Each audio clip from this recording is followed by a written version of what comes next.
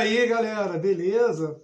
Vem cá, como é que um deputado do baixo clero da política brasileira conseguiu se eleger presidente da República em 2018? Eu estou falando dele mesmo, Jair Messias Bolsonaro. Para alguns, um mito, para outros, uma pessoa detestável. Então, temos que fazer uma análise da conjuntura política brasileira para entender esse processo.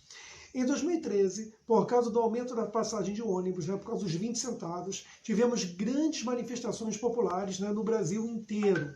E ali você via uma insatisfação da população brasileira com a política, ficava nítido isso. Não só isso, 2014 você vai ter aqui a Copa do Mundo e você vai ter o questionamento, não precisamos de Copa, precisamos de hospitais, precisamos de melhores escolas. Então você tinha uma inquietação, um descontentamento popular ali. Um outro ponto importante é você entender o impeachment ou golpe parlamentar da então presidente Dilma. Aquele processo ali abre caminho para a vitória de Bolsonaro. O que eu estou aqui para desmistificar com vocês é essa ideia que o antipetismo teria eleito Bolsonaro. Tiveram inúmeros outros fatores, muitas das vezes mais importantes. Por exemplo, é a primeira vez na história do Brasil que você teve um candidato a presidente que sofreu um atentado, a famosa facada. Olha, a facada fez com que Bolsonaro conseguisse ser conhecido em 100% do território brasileiro. Aquele atentado lá feito pelo Adélio acabou projetando a figura do Bolsonaro a nível nacional. O único político hoje que tinha essa projeção nacional era o Lula. Então Bolsonaro passa a ter uma projeção nacional da sua figura, do seu nome em 100% do território brasileiro. Estou falando de um país continental com mais de 200 milhões de habitantes. Um outro ponto foi a campanha virtual. É impressionante como é que você teve a galera que pensou a campanha do Bolsonaro utilizando as redes sociais, utilizando o mundo virtual, a internet como campanha eleitoral. E isso não é de agora, não.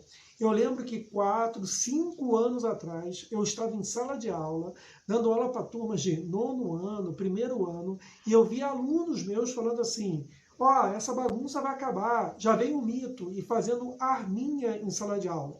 Aí você pergunta, Beto, mas Bolsonaro não era nem tão conhecido assim. Ele não era tão conhecido no meio político, mas no meio virtual, você já tinha Bolsonaro influenciando principalmente os mais jovens, que um dia se tornaram eleitores e influenciadores dessas redes sociais.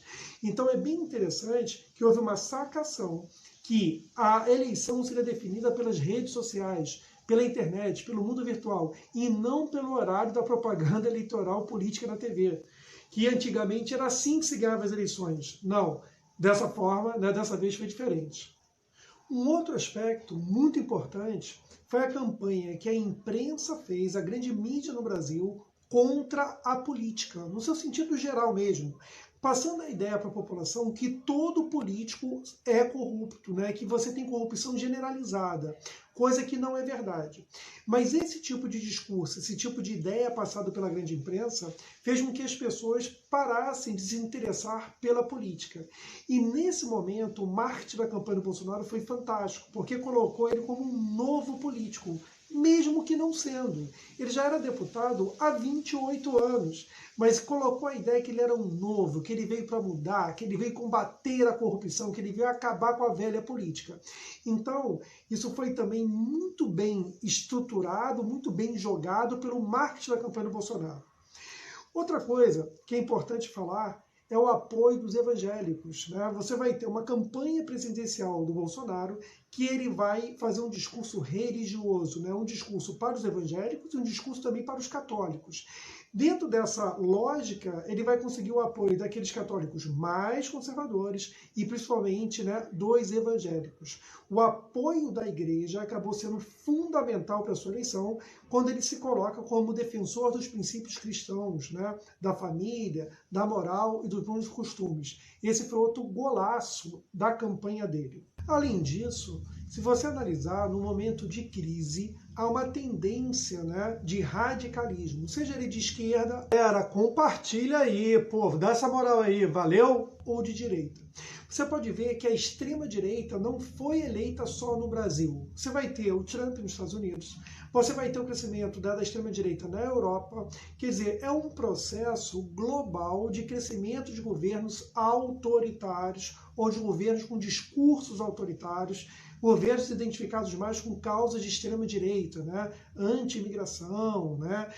Nacionalista, discursos, né, de ódio, foi uma característica que foi no mundo inteiro e não apenas no Brasil.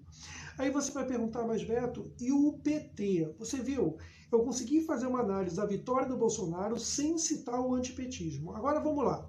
Primeiro aspecto, a vitória do Bolsonaro também, ela foi conquistada sem o Lula, né?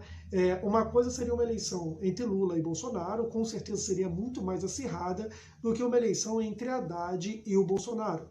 Convenhamos, o Haddad pode ter sido um ótimo ministro da Educação, o Haddad é um intelectual, mas o Haddad não é político, né? Não é político. Então acho que há uma diferença muito grande se fosse um Lula e um Bolsonaro.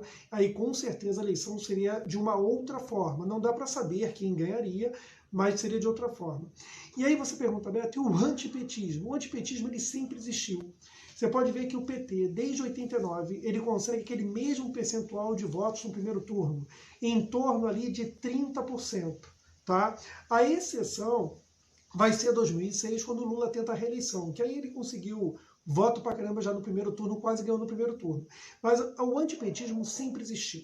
Tá? Você vai ter uns 30% ali, um núcleo duro que apoia o PT, e você vai ter pelo menos 30% ali que não vota no PT de jeito nenhum.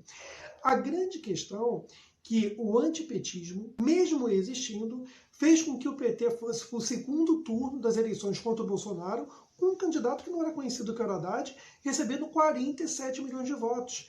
O PT manteve sua hegemonia no Nordeste e ainda, né, o PT conseguiu a maior, né, Câmara, a maior representação da Câmara dos Deputados, elegendo a maior bancada.